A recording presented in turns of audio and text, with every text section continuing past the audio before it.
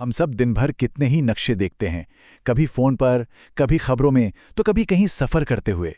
पर क्या कभी ये सोचा है कि एक हाथ से बने हुए किसी स्केच और एक असली नक्शे में इतना फर्क क्यों होता है? आखिर वो कौन सी चीज है जो एक मामूली सी ड्राइंग को दुनिया समझने के एक पावरफुल टूल में बदल देती है?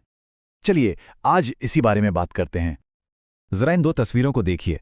बाईं तरफ एक स्केच है जो शायद किसी ने अपनी याददाश्त से बनाया होगा, और दाईं तरफ वही जगह एक नक्शे की शक्ल में है, ज्यादा ऑर्गेनाइज्ड, ज्यादा जानकारी के साथ। एक सिर्फ तस्वीर है जबकि दूसरा दुनिया को समझने की एक चाबी। तो सवाल वही है, इन दोनों को इतना अलग क्या बनाता है? इसका जवाब एक बहुत ही सिंपल से रूल में छिपा है, और वो है आनुपातिक पैमाना, मतलब प्रोपोर्शनेट स्केल। एक स्केच में दूरियां और आकार सब अंदाजे पर होते हैं, लेकिन एक नक्शा किसी भी जगह का बिल्कुल सटीक छोटा रूप होता है, जहां हर चीज सही अनुपात में होती है। यही वो एक चीज है जो सब कुछ बदल देती है। यूं समझिए कि एक नक्शे को पढ़ना एक नई भाषा सीखने जैसा है। इसकी अपनी वोकैबुलरी होती है, अपने ग्रामर के रूल्स होते हैं, और एक बार ये बेसिक समझ आ गए तो फिर कोई भी नक्शा पढ़ा जा सकता है। जैसे किसी भी भाषा की अपनी ग्रामर होती है, वैसे ही नक्शों की इस भाषा के भी 4 मेन पिलर्स हैं। ये 4 कंपोनेंट्स ही हैं जो हमें किसी भी नक्शे को ठीक से पढ़ने और समझने में मदद करते हैं। चलिए एक एक करके इन चारों को समझते हैं। सबसे पहले आती हैं दिशाएं, मतलब डायरेक्शंस। ये नक्शे को असल दुनिया से जोड़ती हैं। आमतौर पर एक तीर या कंपास बना होता है जो बताता है कि नॉर्थ किस तरफ है। बस एक बार ये पता चल गया तो बाकी दिशाओं का अंदाजा लगाना आसान हो जाता है। और अब आता है नक्शों का सबसे इंपॉर्टेंट कॉन्सेप्ट, पैमाना यानी स्केल। ये वो रूल है जो एक पूरे शहर या देश को कागज के एक छोटे से टुकड़े पर बिल्कुल सही सही उतार देता है। पैमाना ही हमें बताता है कि नक्शे पर 1 सेंटीमीटर की दूरी असल में जमीन पर कितने किलोमीटर के बराबर है। प्रतीक यानी सिंबल्स, ये समझिए कि ये नक्शे की ABCs हैं।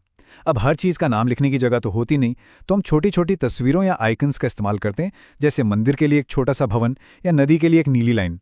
इससे जानकारी फटाफट मिल जाती है। और आखिर में आते हैं रंग और पैटर्न। ये जानकारी की एक और लेयर जोड़ देते हैं। ये एक तरह के विजुअल शॉर्टकट्स हैं जो एक नज़र में ही बहुत कुछ बता देते हैं।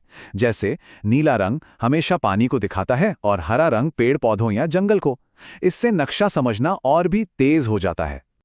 तो अब जब हम नक्शे की भाषा के ये बेसिक रूल्स जान गए हैं, तो चलिए देखते हैं कि इस भाषा का इस्तेमाल कितनी अलग-अलग तरह की कहानियां बताने के लिए किया जा सकता है, क्योंकि हर नक्शा एक खास मकसद से बनता है।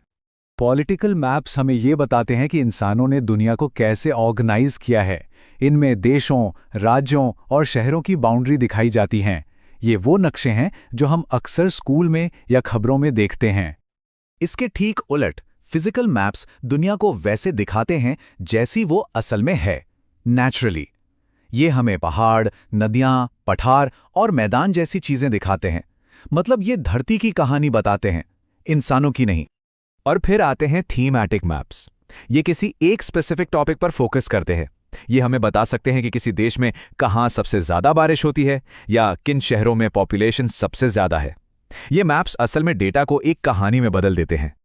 तो सवाल ये है कि ये सब जानना ज़रूरी क्यों है? गूगल मैप्स के ज़माने में इन चीज़ों की क्या अहमियत है? सच तो ये है कि इनकी अहमियत कम नहीं हुई है, बल्कि और बढ़ गई है। आइए देखते हैं कि कैसे। तो निचोड़ ये है कि नक्शे हमारे गाइड हैं।